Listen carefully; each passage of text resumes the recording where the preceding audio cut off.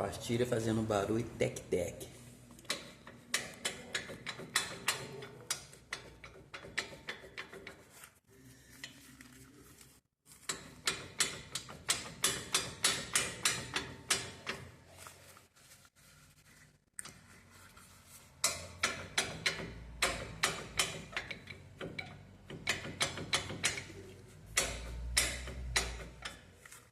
Como tirar essa folga?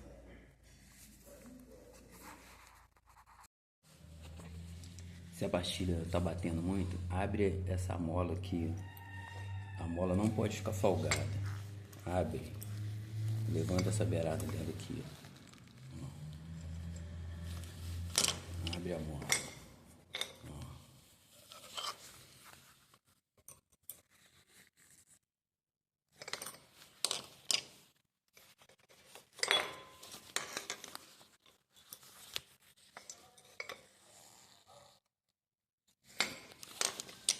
E agora coloque no lugar.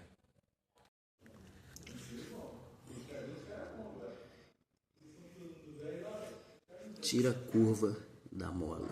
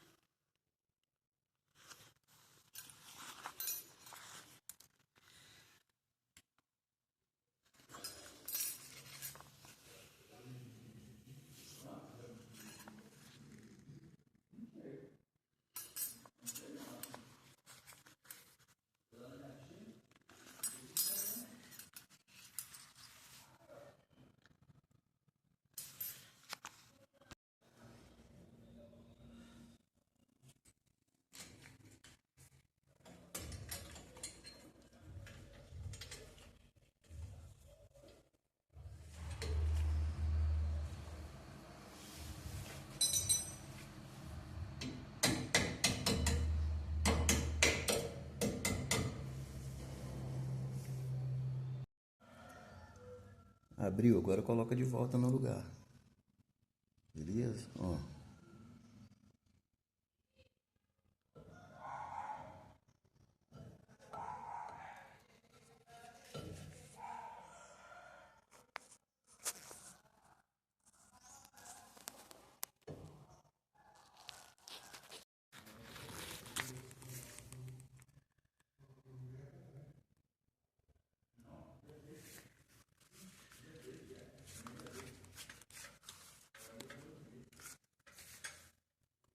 Tirando a curvatura da mola, ok? É isso aí.